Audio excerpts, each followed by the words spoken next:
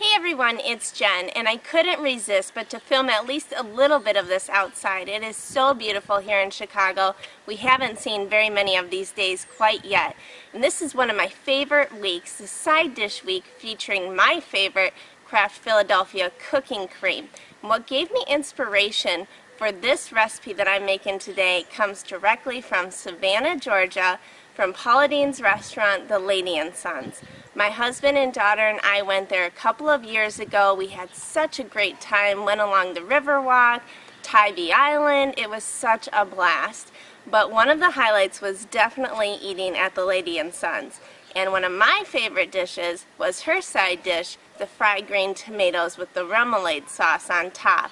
It was so good. So I'm taking inspiration from that, and I'm using the Kraft Philadelphia cooking cream, the original kind, because I can alter some of the flavors that I put in it and make it a little bit more southern, if you know what I mean. So let's head on inside and start making this creamy remoulade sauce. On to the creamy remoulade part. We're going to start with our star ingredient, 10 ounces of the Kraft Philadelphia cooking cream, the original kind.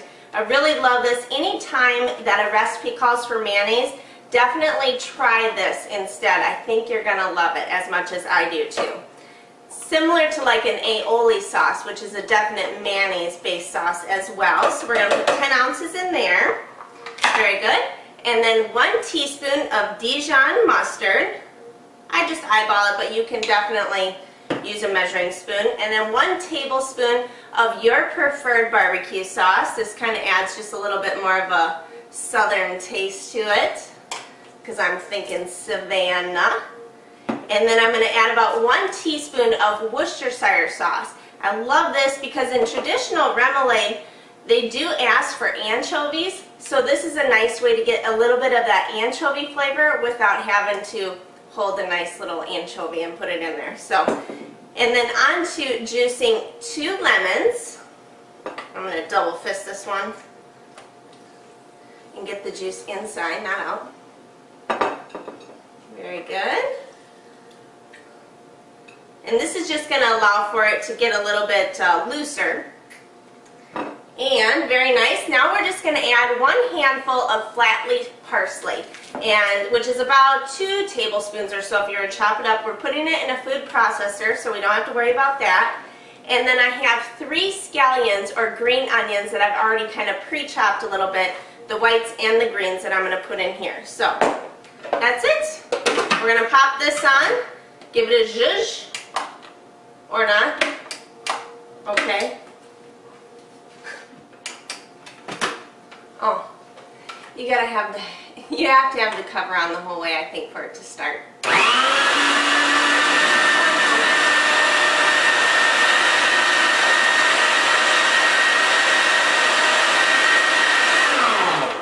Nice. So it's nice and creamy, which I really love when I top the fried green tomatoes. So let's go ahead and take this off. Okay, so that was a total blonde moment right there. And I'm just going to take a spoon and just try a little bit of this. Oh, yum. The only thing I think it needs just a little bit more barbecue sauce for a little bit more tang. Alright, I'm going to add about another tablespoon and just give it 1 more zhuzh.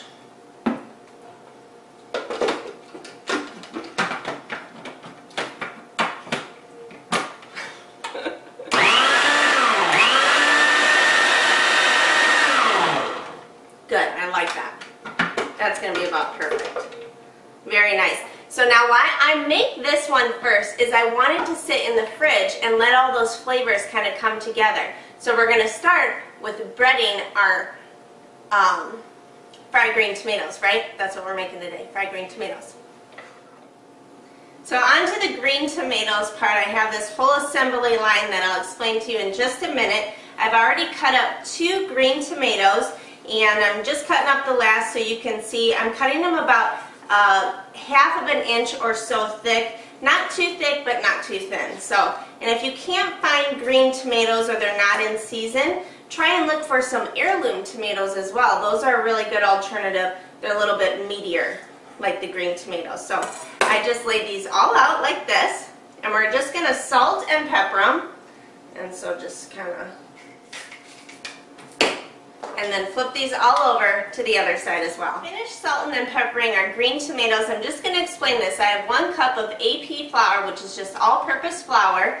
I have 1 egg in the next container with 1 teaspoon of water that I've just beaten, and then I'm going to add 1 teaspoon of pepper sauce. Now, if you don't like the spiciness of it, go ahead and leave it out, but it does give it a nice little kick. So I'm just going to stir this around a little bit.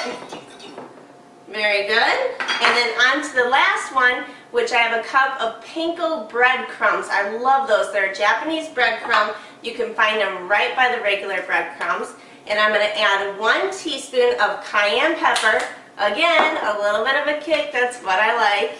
And then 2 teaspoons of seasoning salt. And I just love this. It just kind of balances it all out. And go ahead and just give that a little stir. And that's it. Let's go ahead and go through the assembly. So I'm going to take 1, put it in the flour, and then the egg. And by the way, while I'm doing this, I do have some, of course, peanut oil. That's what Paula Deen cooks with at Lady & Sons.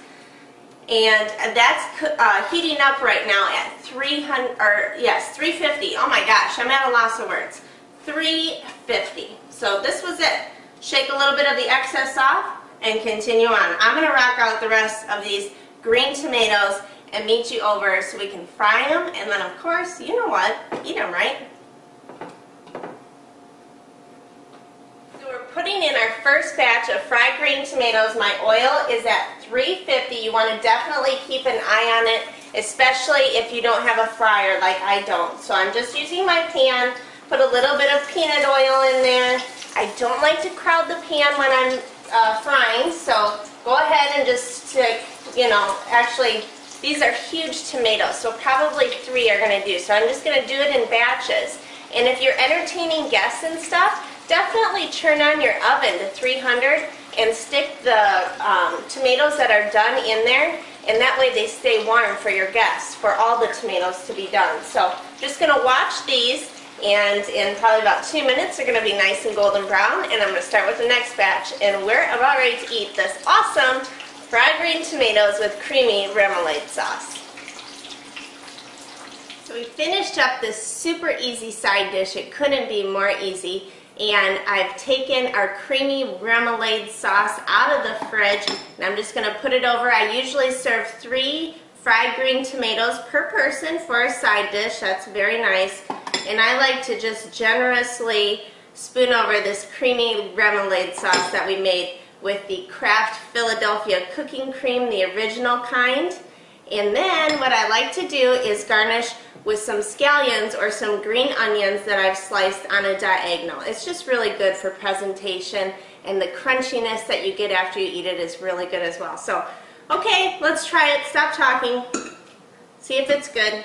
I know it's good. I've been trying it as I've been eating it, or as I've been working on it, so.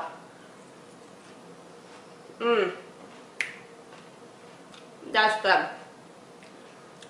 You can definitely tell the creaminess of the remoulade right away. And then I love the barbecue sauce, that little twang that it gives the sauce afterwards. And of course, nothing could go wrong with our very easy breading that we did over our fried green tomatoes. So I hope you guys enjoy this recipe as much as I enjoyed making it. I really love it, and I would love it even more to share it with more of you guys in Savannah. I want to go back, and I know my daughter and my husband would love to go too. So I hope you like this video and like this recipe as much as we all do. See you again next time.